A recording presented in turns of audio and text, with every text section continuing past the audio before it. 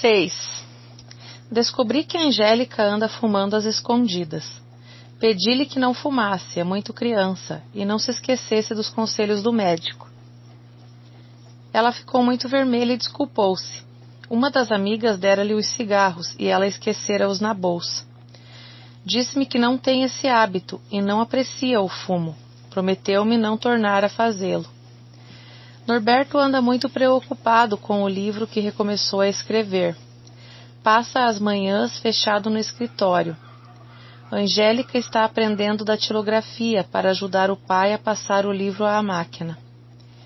É uma menina estranha, um tanto mística às vezes. Agora tenho mais tempo para observá-la e tomei a resolução de estudar suas reações para ver até onde alcança a sua viva inteligência. Tudo o que ela ouve e a interessa não esquece mais, palavra por palavra.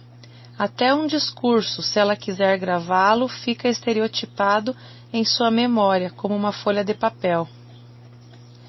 Ontem, por exemplo, as meninas do apartamento vizinho convidaram-na a sair juntas. É uma família simpática e as meninas têm quase a mesma idade de Angélica. Não saem muito.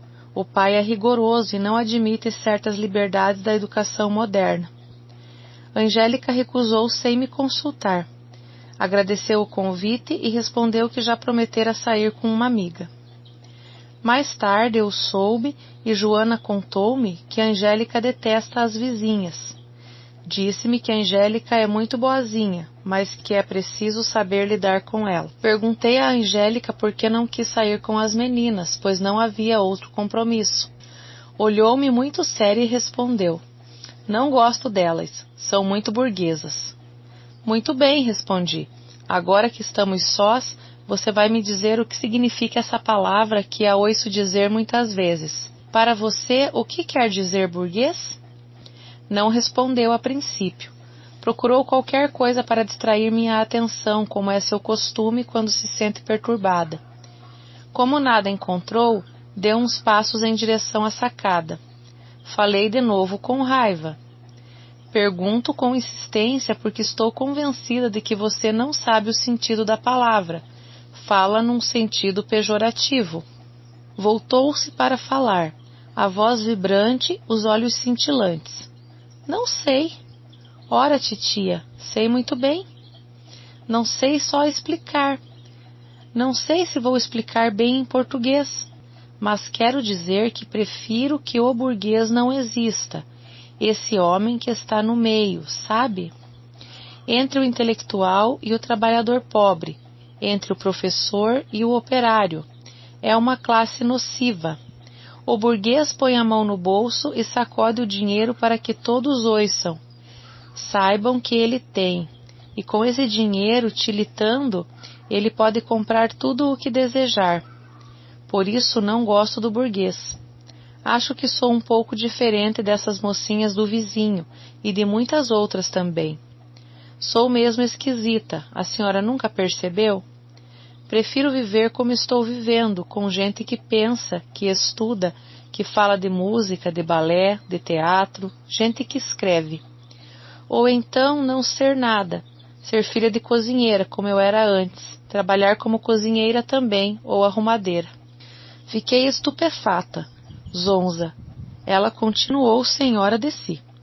O burguês rico é ainda pior. Vive desconfiando de toda a gente.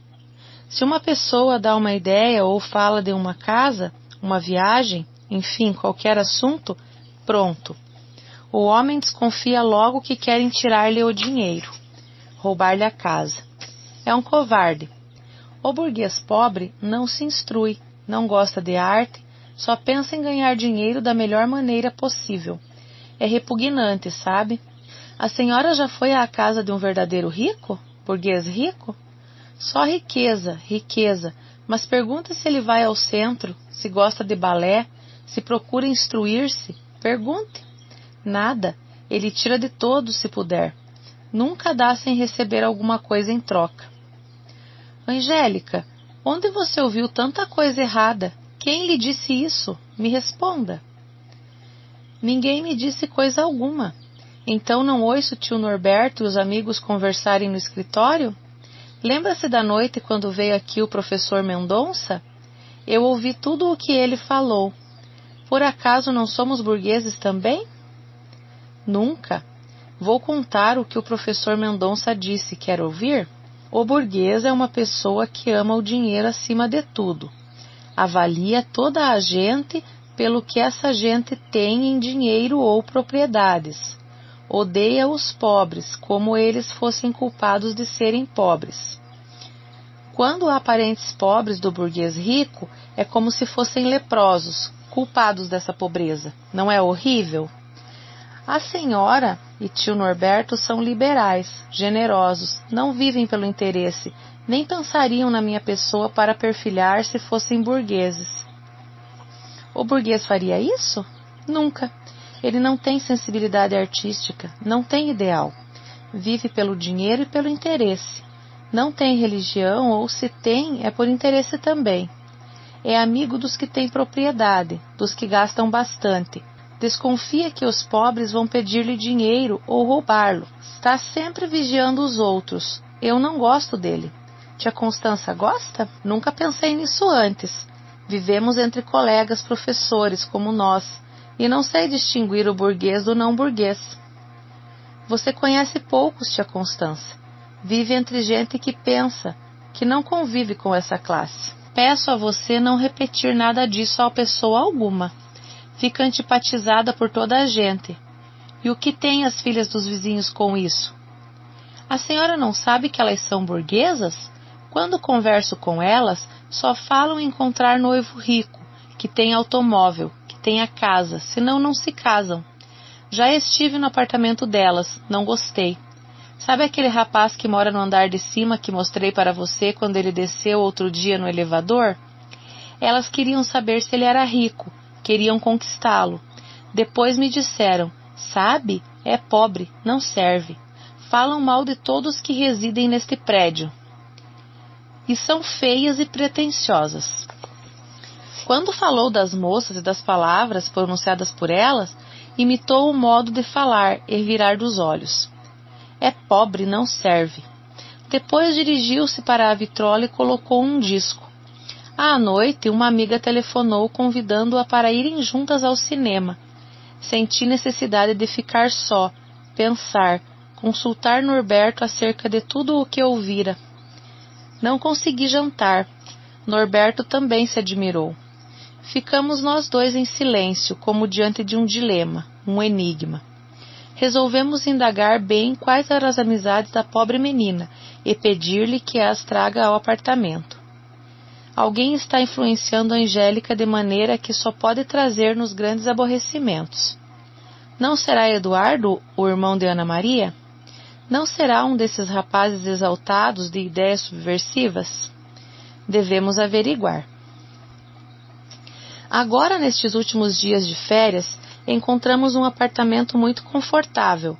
Tem uma sala para a Angélica. Vamos mudar em princípios de março. A mobília encomendada está quase pronta e compramos as cortinas mais finas. Há uma lareira na sala e Norberto mandou fazer ali as 4 estações em terracota. Vai ficar um belo salão, onde a senhorita da casa receberá as amigas.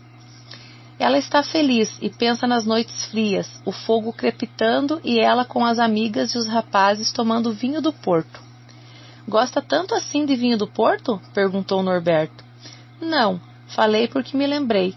Num cálice próprio de cristal, o vinho escorrendo por cima de uma pedra de gelo. Oh, é delicioso, fica da cor de rubi. Onde você viu o vinho do Porto com pedra de gelo? Nunca tomei assim gelado, falei. Usa-se como aperitivo, tia Constança, nunca tomou? Eu também nunca vi tomarem dessa maneira, comentou Norberto. Em casa de uma patroa da minha mãe tomavam vinho do Porto assim, disse ela ruborizada. É muito apreciado. Mudamos de assunto e falamos dos tapetes, da mobília que deve chegar amanhã. Não pude deixar de lembrar a todo instante que a Angélica ainda chama de mãe aquela inqualificável mulher. Já escreve alguma coisa à máquina. Vai 3 vezes por semana à escola de datilografia. Norberto prometeu-lhe uma máquina de escrever quando ela tiver o diploma da escola. Quando ela quer praticar, escreve horas inteiras na máquina. Os dedinhos finos estão se acostumando ao teclado. Às tardes, quase sempre uma amiga telefona e saem juntas para ir a um cinema. O livro de Norberto está quase pronto. Já enviou a primeira parte para o editor que vai publicá-lo. Há muitas gravuras e ele contratou uma desenhista para fazê-las.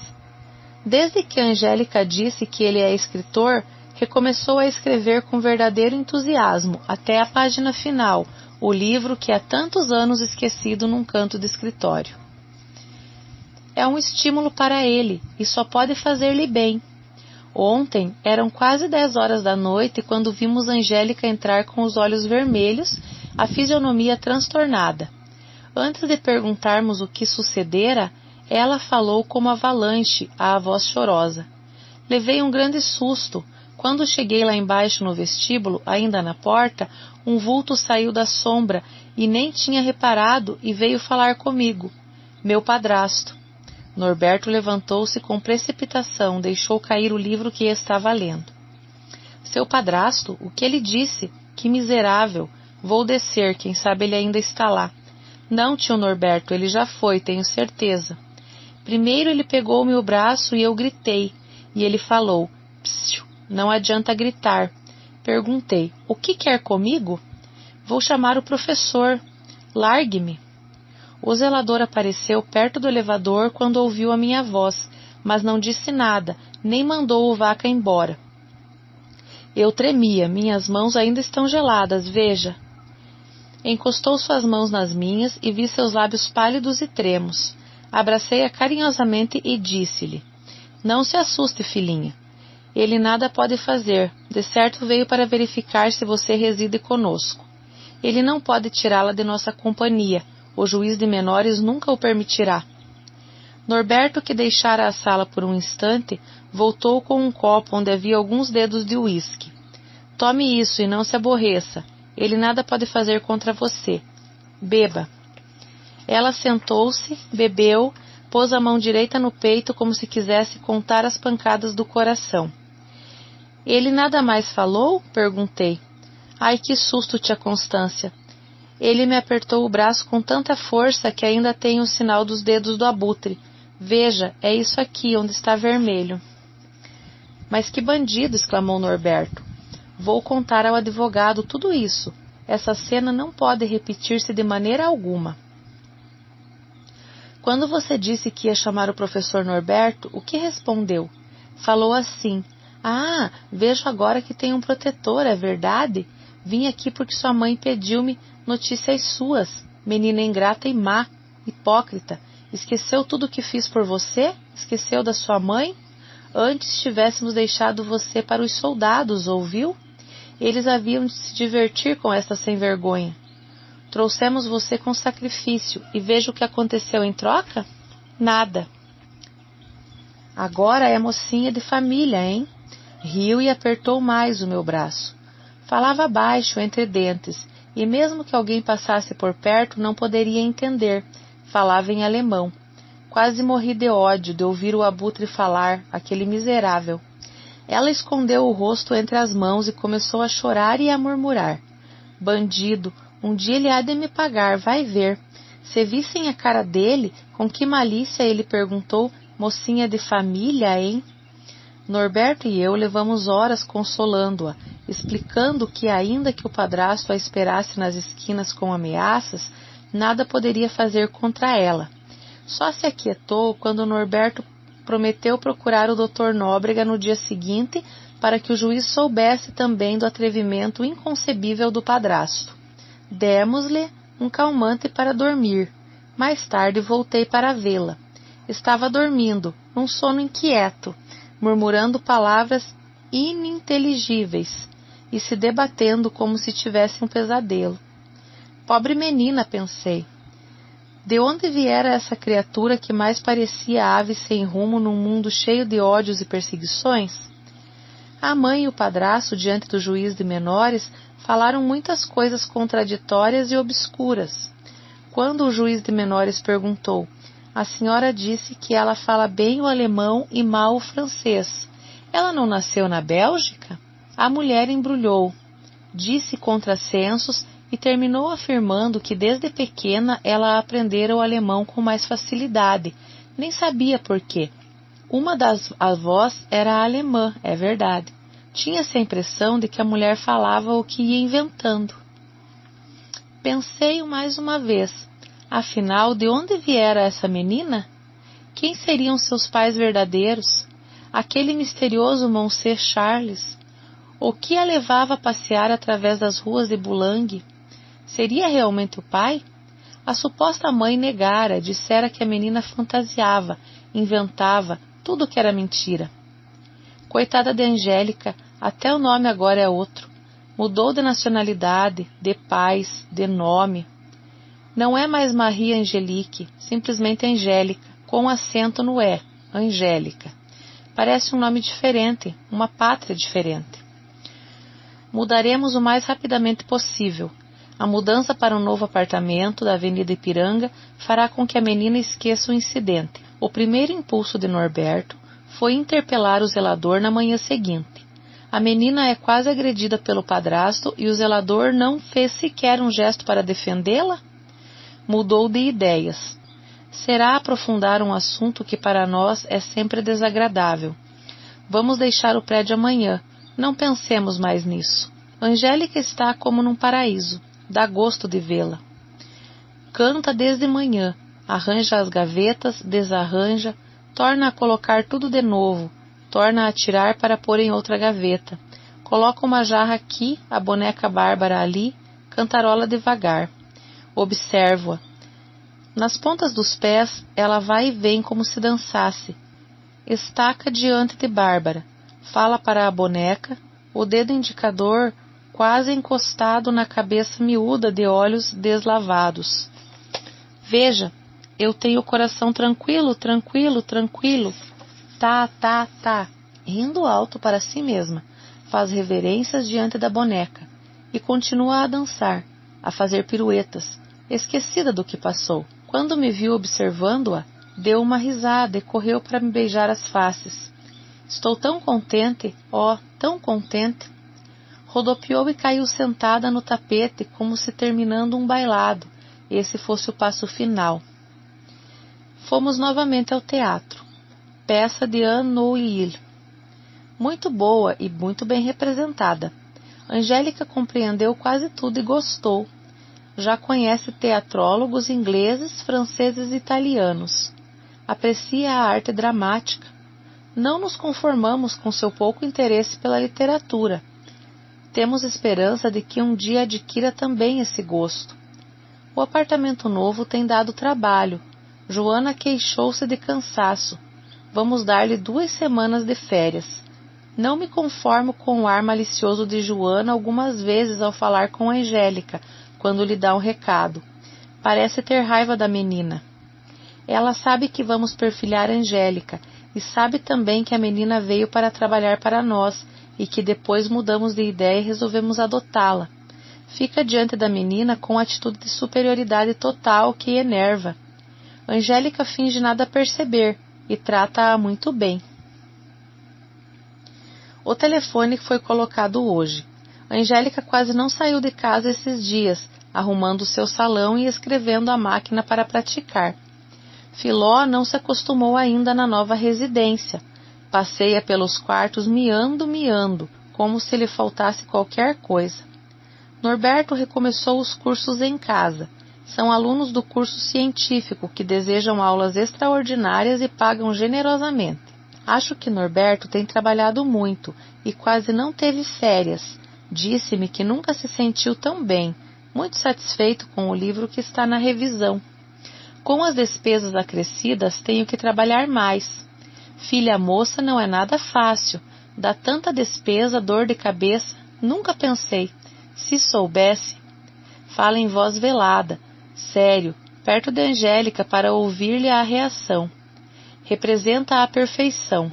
Ela pergunta se ele está arrependido de tê-la em casa.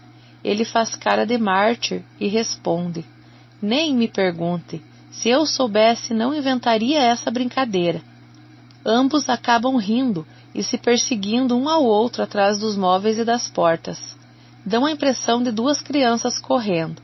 Pulam em cima das cadeiras, desviando-se de Filó, que vem miando, cauda esticada, orelhas baixas, indignada com o ruído insólito. Lembra Norberto que os vizinhos de baixo vão protestar, podem ouvir a correria e queixar-se ao zelador. Descansam, então, entre gargalhadas para recomeçar mais tarde. Desviam-se da gata aos saltos, gritando: perigo! Filó observa-os, estupefata e aborrecida. Só quando chegam os alunos, faz-se silêncio. Norberto segue para o escritório. Angélica abre a porta e conduz os rapazes muito gentilmente até o local de estudo. Cai uma inquietude sobre as salas e os quartos. De repente ouve-se Filó miando na porta do escritório pedindo para entrar. Salta sobre a mesa de Norberto e entre blocos, lápis, lâmpadas, livros e risadinhas dos alunos, ela se acomoda sobre os sinônimos e antônimos da língua portuguesa.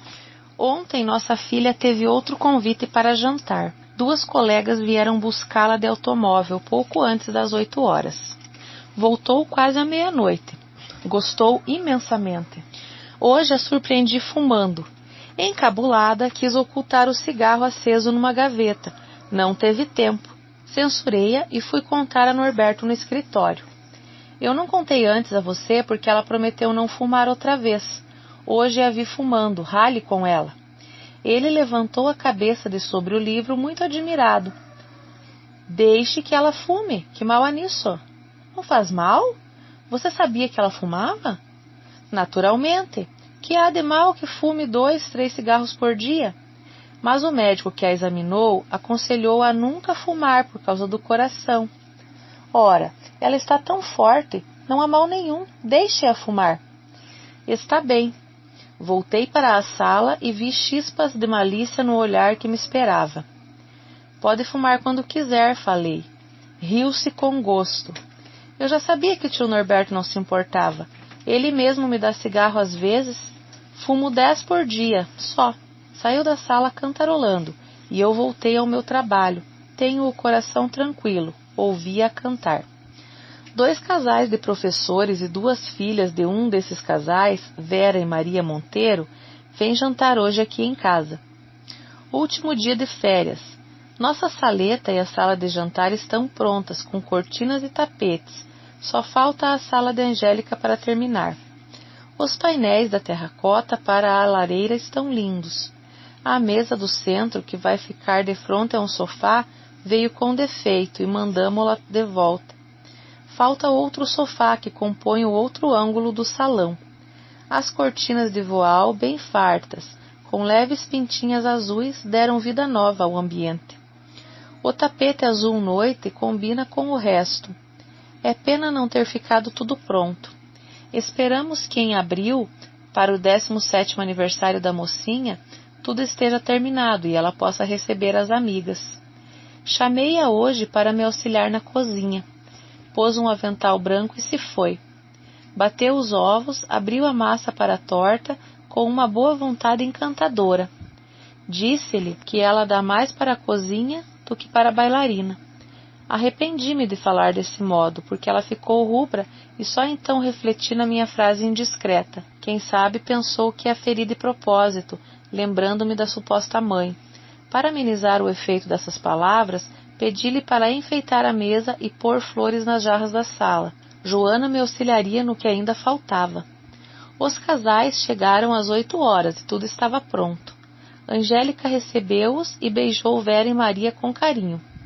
Durante todo o tempo ajudou a servir, contou fatos interessantes do colégio, convidou depois as meninas para irem à sua sala ouvir música.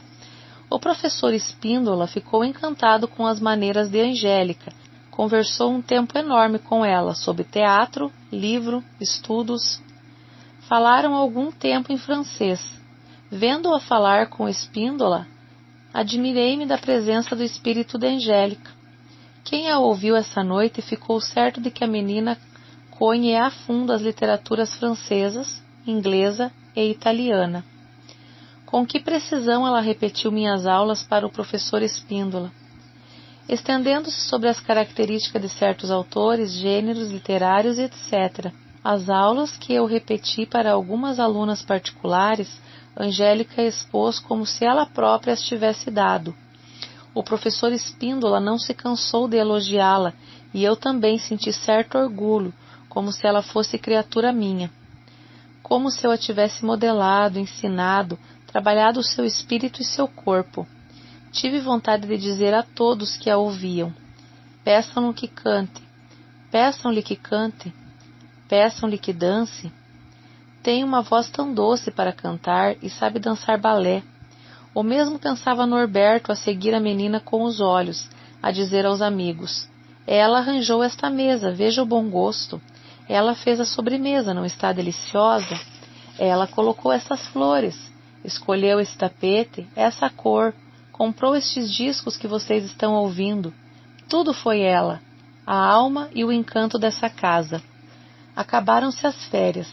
Madre Teodora disse-me que recusou mais de 80 alunas. Não há vaga. As salas estão cheias. Há matrículas para daqui a 2 anos, 3 ou mais. Na segunda semana, houve uma recapitulação sintética dos pontos principais dados na primeira série deste curso para as alunas da segunda série. Algumas estavam com firmeza na memória, outras hesitavam. A literatura inglesa e o teatro de Gil Vicente foram argumentados muito bem por Cristina Fortes. Luísa discorreu sobre o teatro clássico com algum desembaraço. Sobre Shakespeare e as peças mais conhecidas, toda a classe falou regularmente. Nessas aulas de repetição e argumentação, prefiro perguntar às alunas sobre o ponto que desejam discorrer e como é interessante observar tendências de cada uma para essa ou aquela literatura. As meninas que preferem autores portugueses e Gil Vicente têm os avoengos enterrados em solo português. As que descendem de ingleses falam logo sobre o mais aplaudido escritor da Inglaterra e os nomes de suas obras mais conhecidas. Sentem um fraco pelo livro O Morro dos Ventos Uivantes. Assim, quase todas. Nesse São Paulo cosmopolita, há muitas raças confundidas. Enquanto há alunas que têm gosto pela literatura em geral e discorrem facilmente sobre autores mundialmente conhecidos, outras preferem poetas nossos e nosso folclore e sua importância na literatura brasileira. As tendências de nossos poetas para certas escolas literárias são pontos básicos nas minhas aulas. Separo os românticos, os realistas, os simbolistas. Chamo a atenção para os cultores do indianismo no Brasil, como Gonçalves Dias.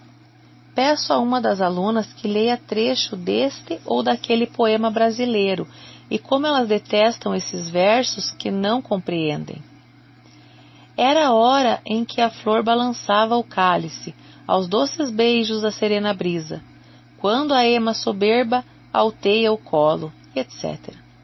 Leem sem prazer essas poesias que foram o encanto de nossos avós. Nunca me esqueço quando, no ano passado, uma das minhas alunas da primeira série veio com uma poesia de Cassimiro de Abreu e perguntou-me: a senhora gosta mesmo desses versos? É muito sentimental, é piegas. Ouça, falo a ti, doce virgem dos meus sonhos, visão dourada num cismar tão puro, que sorrias por noites de vigílias, entre as rosas gentis do meu futuro. A senhora aprecia? Eu acho horrível. Angélica começou a estudar com entusiasmo este ano. As colegas já chegaram das férias e telefonaram contando tanta coisa bonita, ficaram horas ao telefone todos os dias. Perguntei: mas você não encontra as colegas todas as manhãs no colégio? Vêm-se diariamente. Disse-me que, como frequentam de classes diferentes, Sônia Freitas e Ana Maria Brandão são muito mais adiantadas, e há dias que nem se encontram ou se veem de longe na saída. Fora do colégio estão sempre juntas, ou indo no cinema, ou estudando juntas na casa delas. Norberto disse que agora Angélica pode trazê-las para estudarem lá em casa. Retrucou: quando meu salão estiver pronto, virão sempre, já combinamos. Andamos todos ocupados. Estou preparando os pontos que darei na terceira série, sendo alguns desenvolvidos fora do programa. Minha aluna Leonor, que deseja ser escritora, trouxe-me hoje um trabalho de sua autoria, entre o conto e a crônica. Achei-o com bom teor literário. Ela ficou radiante com os meus elogios e disse que vai continuar a escrever. Pensa agora numa novela que pretende fazer para minha apreciação. Depois contou-me que o tio escritor falou sobre o seu conto. Achou bom, disse que ela tem jeito, mas crê, como André Gide, que quem fala mais do que ouve nunca pode ser escritor, e ela é bem falante. Recebemos hoje um convite de casamento. Ficamos admirados. Quando Angélica entrou, perguntei. Eu não sabia que Lídia ia se casar. Acho-a tão criança, você sabia? Lídia deve ter apenas 17 anos e vai casar no princípio do mês. Angélica virou e revirou o convite entre as mãos e respondeu que alguma coisa deve ter havido.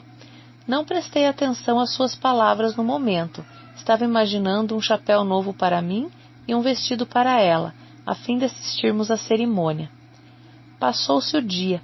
Norberto e eu estávamos com os alunos quando nossa filha entrou, bateu na porta da minha sala e disse: Desculpa, não sabia que estava ocupada. Notei sua fisionomia excitada. Há novidades, pensei. Mal as alunas se despediram, Angélica desabafou. Tia Constança, você não pode imaginar o que aconteceu com Lídia. Sabe o que ela fez? Lídia? Perguntei, vendo-a com o convite de casamento entre os dedos. Sim, senhora, ela mesma, sua antiga aluna. Sabe por que ela quer casar tão depressa? Ela está esperando um filho. Fitei a palermada os olhos luminosos de Angélica e ela continuou como torrente. Ela recebia o rapaz no quarto, tia Constança. Aquela cara de inocente, safadinha. Como eu fizesse um protesto para ela não falar nesses termos, elevou a voz impedindo-me de falar. Por isso, naquela noite do baile, a que eu fui com Sônia e Ana Maria, ela não apareceu. Disse que estava com gripe. Toda a gente acreditou, até os pais dela. Mas, de repente, não sei como descobriram tudo. Que vergonha, tia Constança. Os pais chamaram Lídia e perguntaram. Ela confessou que todas as noites, entre 10 e 11 horas, o Campos entrava no jardim e ela abria a janela do quarto dela, tia Constança. Imagina, dormia com o Campos e ninguém sabia. Agora ela espera bebê. Os pais dela quase morreram de desgosto. Chamaram o Campos e ele confirmou. Ficaram noivos na mesma hora. A mãe dela comprou todo o enxoval de uma vez e vão dar festa para ninguém desconfiar. Que horror! Cobri o rosto com as duas mãos horrorizada. Falei desolada. Pobres pais. E que menina levada, leviana. Isso é horrível. Não deviam fazer festa. Seria pior, titia. Dão a festa para disfarçar. Se fizesse o casamento depressa, sem festa, sem nada, o escândalo seria maior. E muito maior. Estalou os dedos. Comentávamos ainda o fato quando Norberto acompanhou os alunos à porta e voltou até a sala da Angélica. Novamente ela repetiu a história e continuamos penalizados com o sucedido. Uma coisa eu admiro, Angélica. Como é que você sabe essas notícias? Quem contou? Uma criada que está lá há muito tempo é a irmã da criada de Ana Maria. Quem me contou foi Ana Maria, mas a mãe aconselhou-a a não comentar com ninguém, porque isso é horrível.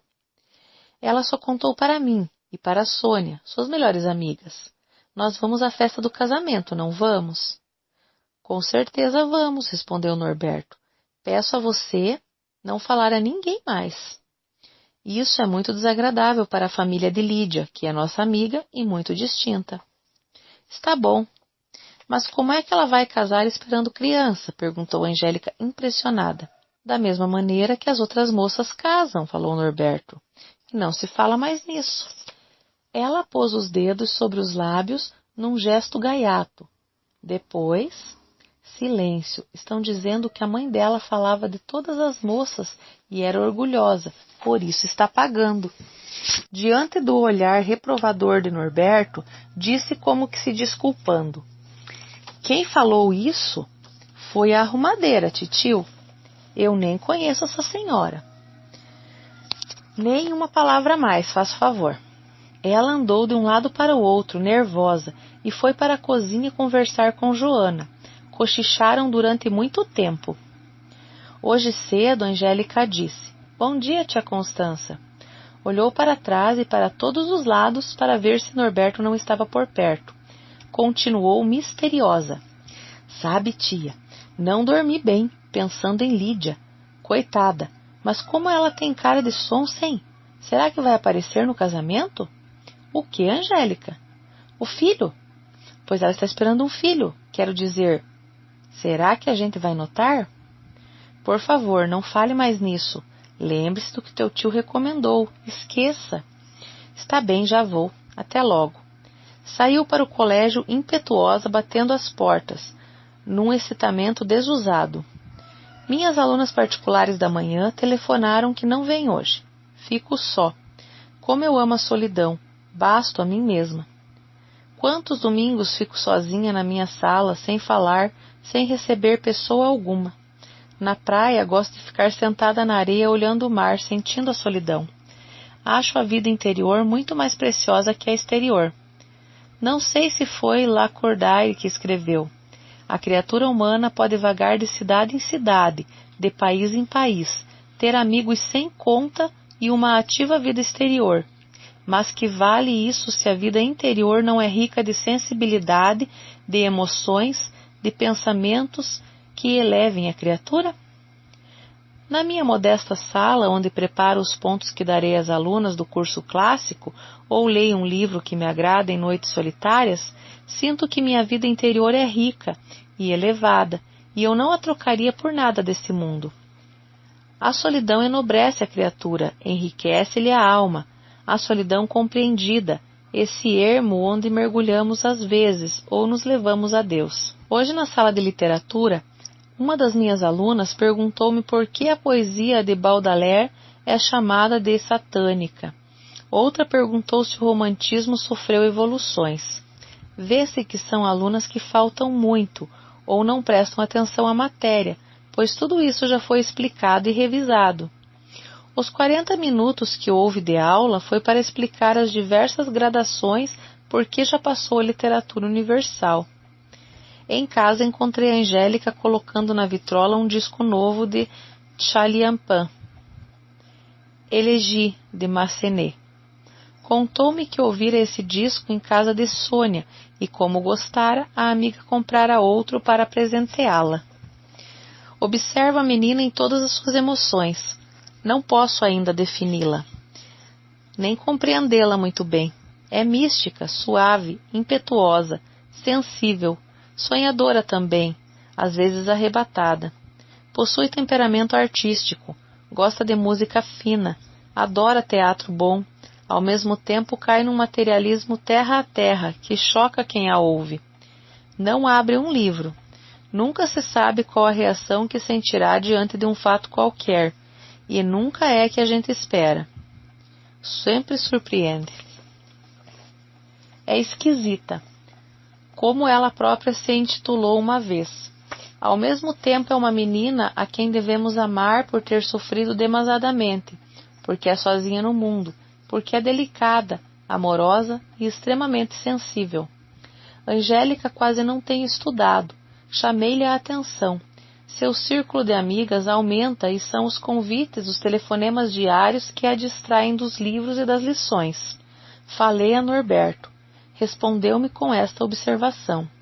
Não se esqueça de que somos uma geração que não compreende a mocidade atual. Você e eu somos antigos e reprovamos esses modos e essa educação moderna. Se começarmos a zangar e dizer que ela precisa estudar, que não vá mais tanto ao cinema, que não saia com as amigas, acabou-se. Ela se aborrecerá, ficará triste e nada adiantará para nós e para ela também. Mas a questão é que ela precisa estudar. Pagamos o colégio, pagamos livros, condução, tudo isso para quê? É demais. Ela quer ir todos os dias ao cinema, à cidade, à casa das amigas. Assim não é possível. Não estudará, será perdido todo o nosso esforço. Fez-me um gesto vago. Deixa-a, é moça, cheia de vida, e nunca teve vida igual a esta. Está deslumbrada. Disse-me que ela reza por nós diariamente e é muito grata, muito sincera. A gratidão é uma flor difícil de se encontrar. Alguém disse isso, não me lembro quem foi. Se ela continuar assim, se divertindo e saindo todos os dias com as amigas, vai repetir ano após ano. Não fará diferença? A filha dos professores Dourado foi reprovada. Falei com ironia. Não será reprovada. Agora, no princípio do ano, os estudos são fáceis e depois estamos aqui para auxiliá-la. Você sempre foi muito pessimista. Vê perigos em toda a parte. Constança, deixa a menina conhecer o lado bom da vida. Sábado, Angélica foi dar um passeio de automóvel com Ana Maria, Eduardo e mais 2 amigas. Às 7 horas telefonou da cidade e perguntou-me se podia ficar mais tempo em casa da amiga. Queriam que ela jantasse lá. Norberto foi enérgico. Pode ficar para jantar, mas às 10 horas você deve regressar. Veio Ana Maria ao telefone e pedi para Norberto conceder mais umas horas. Às 11 em ponto ela voltaria. Só entrou à meia-noite e nos encontrou ainda na sala trabalhando. Contou-nos o passeio e a casa da amiga. A mãe de Eduardo a convidá-la para jantar, para ficar mais tempo. O que ela poderia fazer? Divertira-se tanto e tomara um pouco de champanha. Tomei só um pouquinho assim, disse-nos rindo e mostrando os dedos a quantidade que bebera. Bem, agora você vai deitar-se e, como castigo amanhã, vai passear com seu pai velho, falou Norberto. Que adorável castigo, disse ela, beijando as 2 faces. Foi para o quarto cantarolando. No dia seguinte, domingo, fomos ao cinema à noite. Depois tomamos lanche numa confeitaria da cidade. Chegamos ao apartamento e Norberto foi para o escritório procurar um livro para as lições que daria segunda-feira. Aproveitei a ocasião e falei seriamente com Angélica. Está certo que você se divirta de quando em quando, que saia com as amigas, mas precisa estudar, filha. Do contrário, levará uma bomba no fim do ano e será um desapontamento, não só para você, como para nós também. Já pensou nisso? Mas eu estudo, disse-me. Tia Constança pensa que eu não estudo? Faço todas as lições do colégio, estudo todas as noites. Vá buscar seus cadernos e seus livros, quero examiná-los. Estão no colégio. Pediram-me para que os deixasse lá para darem notas. Vou buscar os livros que tenho aqui. Ah, se não me engano, tenho o caderno de geografia. Espere um pouco. Voltou logo mais com um caderno onde se viam notas boas em letra vermelha, em quase todas as páginas. Muito bem, você gosta de geografia. Só notas 10 e 9, muito bom. Mas como nunca a vejo estudando, a que horas estuda? No quarto, todas as noites, e na casa de Sônia estudamos juntas. Mas Sônia está muito mais adiantada que você. Como é que podem estudar juntas? Ora, tia Constança, ela me ensina com toda a boa vontade. Todas as lições ela me ajuda, porque ela e Ana Maria já estudaram tudo isso. Para elas é fácil. São uns anjos para mim, essas meninas. Fomos assistir ao casamento de Lídia. Houve depois uma recepção na casa dos pais, e toda a festa foi bem bonita e alegre. O esforço que os pais de Lídia fizeram para provarem despreocupação dava pena. Vendo a multidão e os noivos a receberem cumprimentos e abraços, pensei que em quantas daquelas pessoas sabiam o que nós sabíamos. Angélica nunca mais tocou no assunto, mas via-se que a menina estava excitada, seguindo com os olhos ávidos o desenrolar da cerimônia e a recepção. Lídia está bonita, não é, tia Constança? Muito bonita. Estou pensando que hoje vou conhecer Sônia, sua amiga. Afinal, chegou a oportunidade. Estou procurando Sônia e Ana Maria. Ainda não as vi.